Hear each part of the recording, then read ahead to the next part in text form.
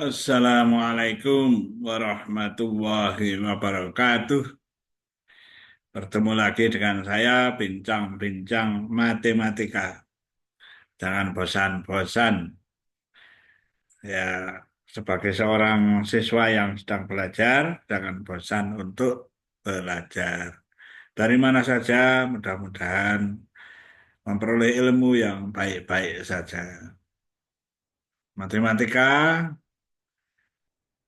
ada kesulitan-kesulitan tentu. Ya. Sehingga orang-orang yang tidak paham matematika menganggapnya terlalu sulit. Ya, memang sulit, tetapi juga bisa dipelajari. Asal dengan cara belajar yang benar. Ya, jadi matematika itu dikenal dengan belajar yang konseptual. Maka belajar bermakna. Untuk paham konsep-konsep itu kan bermakna. Maknanya apa? Konsep yang sederhana itu pemberian istilah atau makna dari sesuatu itu konsep. Hmm. Makanya ada konsep yang misalnya persegi itu apa gitu ya, itu konsepnya, pengertiannya apa gitulah. Ya persegi misalnya, oh persegi itu persegi panjang yang panjang sisi-sisinya sama, misalnya begitu. Jadi itu pengertiannya. Nah, kan bermakna. Apa itu persegi? Gitu ya. Nah, maknanya apa? Maknanya adalah, nah itu persegi panjang yang semua sisinya sama. Nah, nama ini di dalam matematika dalam konsep itu timbal balik. Kalau ada orang mendengar orang itu persegi panjang yang semua sisinya sama panjang. Itu mesti persegi. Dalam bahasa Inggris square. Itu. Ya, ada rectangle persegi panjang dalam terjemahannya di bahasa Indonesia. Ya.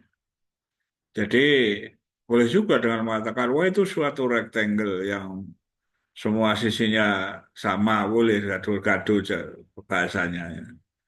Itu namanya square. Square itu persegi. Ya bahasa Indonesia ya persegi. Persegi adalah persegi panjang yang semua sisinya sama, sama panjang.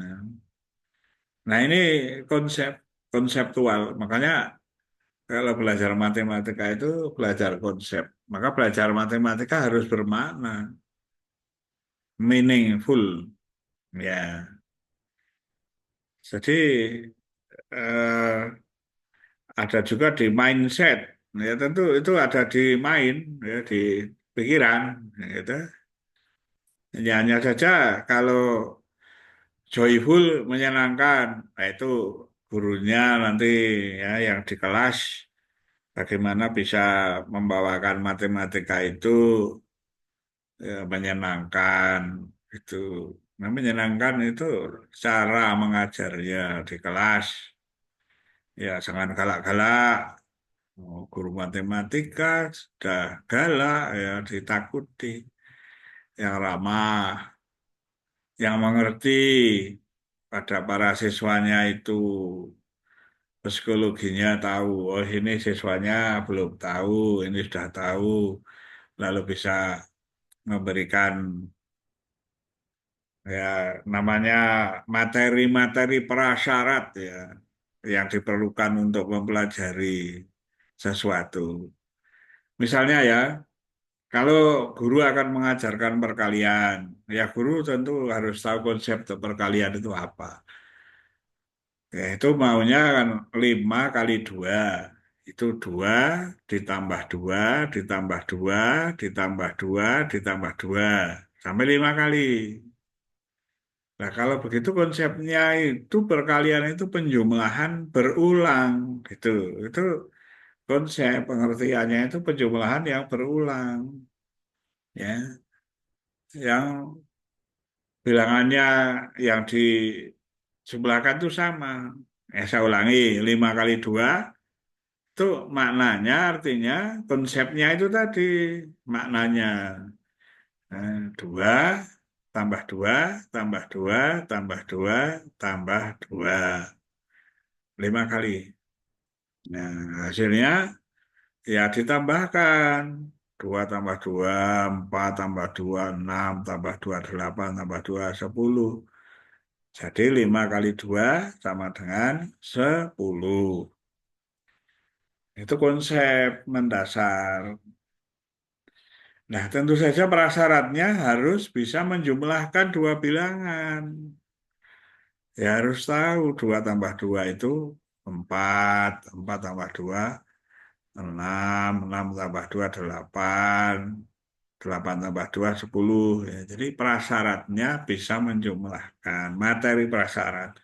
Ya kalau belum bisa menjumlahkan, diajari perkalian ya menjadi sulit itu. Jadi cek dulu para siswanya sudah bisa menjumlahkan dengan lancar atau belum. Jangan tergesa-gesa lalu mengajarkan perkalian ya belum bisa penjumlahan sudah perkalian ya tambah sulit. Tadi menjumlahkan saja belum bisa, kalau jumlahan berulang ya belum bisa. Maaf, batuk-batuk. Berapa hari ini mendung saja. Hampir 1 minggu. Dari pagi sampai sore mendung, hujan. Rintik-rintik ini saja pagi hari hujan. Ya. Rintik-rintik. Jadi ada dingin, daerah dingin. Tidak apa-apa ya, sama saja. Indahnya Indonesia. Nyaman hidup di Indonesia. Dengan cuaca yang berbagai macam keadaan. Ada musim hujan, musim kemarau. Ya. Beruntung tidak ada salju, tidak ada musim panas, musim rontok. Ya. Kalau ada salju, tutup salju semua, belum siap ya untuk menanam tuh tanaman-tanaman tuh. Ya, bersyukur aja. Balik ke matematikanya. Matematika konseptual itu begitu. Jadi setiap kali harus paham maknanya. Apa maknanya? Tuh. Kalau membagi itu pengurangan berulang. Misalnya 10 dibagi 2. 10 dibagi 2. 10 kurangi 2. 8 kurangi 2 lagi. 6 kurangi 2 lagi. 4 kurangi 2 lagi. 2. 2 kurangi 2 habis. 0. Nah, berarti 5 kali. 10 dibagi 2 sama dengan 5. Nah, tentu kalau pembagian, ya prasyaratnya harus bisa mengurangi dulu. Kalau mengurangi bilangan tidak bisa, ya diminta membagi, ya bingung gitu ya. Ya, itu konsep dasarnya yang sederhana dulu seperti itu. Nanti kalau perkalian di tingkatnya misalnya 5 kali 7 ya tinggal 7 ditambah 7 ditambah 7 tambah 7 tambah 7 5 kali dijumlah ditambahkan itu jumlahkan.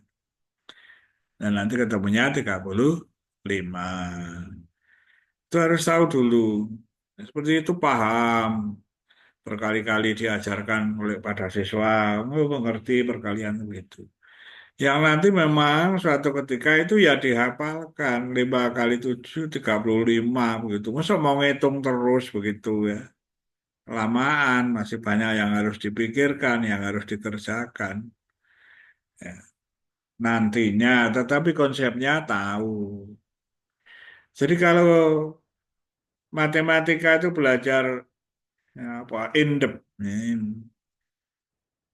di mendalam itu ya sudah mendalam oleh matematika itu, ya. Ya karena matematika itu ada di pikiran, di akal, ya, di main, ya, di sini. Ya, psikologinya lebih dekat dengan kognitif psikologi, ya, mindful, penuh dengan di pikiran, berpikir. Lalu ada meaningful, penuh makna ya, harus ada maknanya, ya, konseptual. Nah, joyful itu joy itu menyenangkan, tinggal gurunya menyenangkan. Nah, ya makanya jangan galak-galak. Lalu juga dengan alat-alat peraga, dengan ya pelan-pelan para siswa tidak takut lalu senang dengan matematika. Oh, matematika itu gampang begini. Ya, asal pas mengajarkannya itu akan menjadi mengurangi lah kesulitan-kesulitan yang dihadapi siswa itu. Kalau tetap sulit ya tetap sulit ya matematika itu. Nah itulah matematika konseptual apa saja konseptual. Nanti kalau belajar ya lebih tinggi lagi di SMA, SMK, dan fungsi itu apa? Tuh.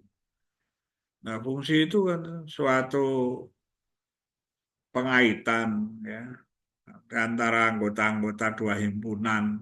Nah ini kan pengertiannya itu apa? Jadi pengertiannya dulu apa? Itu bermakna itu.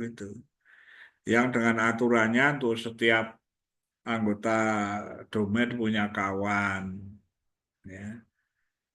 Kawannya harus tepat satu di kodomen, kawannya tunggal, itu baru dinamakan fungsi. Yang nanti para siswa juga harus membedakan fungsi dan relasi. Ya, ini kan untuk di SMA ya. Ya mulai dari yang sederhana konsep itu apa, mulai di sekolah dasar atau itu ya, konsepnya seperti itu ya. Pengertian maknanya. Semua diberi makna. Apa maksudnya, apa maknanya? Maknanya yang sesingkat-singkatnya jangan berlebihan. Yang singkat, yang menjadi orang paham. Itu. Kalau berlebihan itu bukan ranah matematika. Itu sosial, muter-muter itu ya. Kalau bicara. Nah, kalau matematik itu sesingkat-singkatnya, yang pas, kurang nggak boleh, lebih juga kelebihan. Itu masalah konsep. Kalau masalah yang lain ya tidak demikian. Boleh loh bicara yang apanya dengan pendekatan begini begitu ya. Tapi kalau konsep mengatakannya yang pas. Ya, seperti konsep jajar genjang adalah segi empat yang sepasang-sepasang sisinya sejajar. Cukup ya. Ditambahi yang berlebihan, dikurangi ya nggak jadi ya. Bukan jajar genjang kan gitu. Nah, itu ya. Jadi harus bicaranya itu yang pas ya. Ini melatih berpikir dengan baik itu. Bernalar dengan baik. Oke, sekian saja bincang-bincangnya. Mudah-mudahan ada manfaatnya sedikit-sedikit ya, tidak lebih dari 15 menit. Ya, saya akhiri. Assalamualaikum warahmatullahi wabarakatuh.